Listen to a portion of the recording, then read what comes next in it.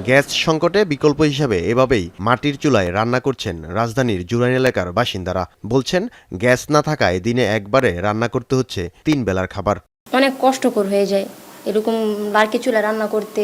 প্রায় মানে 1-1.5 মাস যাবত গ্যাস নাই এখানে।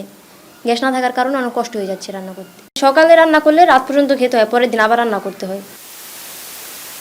বিকল্প হিসাবে কেউ কেউ আবার সিলিন্ডার ব্যবহার করছেন। পুরো এলাকা জুড়ে গ্যাস না থাকায় ভোগান্তিতে বাসিন্দারা। বাহিরের খাবারে অসুস্থ হয়ে পড়ছেন অনেকেই। বাসায় গ্যাস নাই, বাচ্চা কাচ্চা অসুস্থ হয়ে পড়ছে বাইরের খাবার খেতে খেতে। আমরা এই কারেন্টের চুলায় রাঁধছি, কয়দিন রান্ধন যায়। আমরা এখানে গ্যাস না, বাইরে তো খাবার না খাইতে হইতেছে, আমাদের অনেক সমস্যা। পানি ঢুকলে গ্যাস পাই না, গ্যাস ঢুকলে পানি পাই না, এই অবস্থায় আমরা বহু দিন ধরে ভুক্তভোগীতে আছি। লাকড়ির চূড়া দিয়ে মানে রান্নার ব্যবস্থা করতেছে। যাদের সামর্থ্য আছে তারা এলপিজি গ্যাস বাইরে থেকে মানে ম্যানেজ করে করছে। এদিকে প্রায় 2 সপ্তাহ পর সরবরাহ বাড়ায় রাজধানীর সিএনজি ফিলিং স্টেশনে আগের চেয়ে গ্রাহক চাপ কমেছে অনেকটা। গ্যাস সরবরাহে স্বস্তি ফিরেছে গ্রাহক মনে।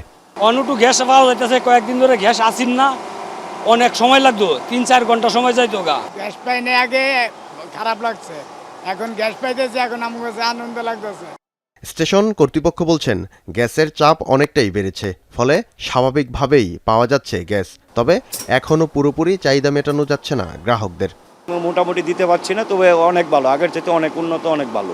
গ্যাসে আগে যেটুকু পরিমাণ চাপ ছিল এখন কিছুটা শিথিল হয়েছে।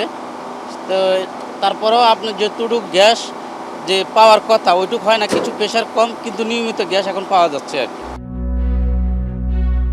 এদিকে মহেশখালীতে ভাসমান এলএনজি টার্মিনালে কারিগরি ত্রুটি মেরামত শেষে গ্রিডে আবারও গ্যাস সরবরাহ শুরু হয়েছে। ফেরদৌস রহমান, এখন, ঢাকা।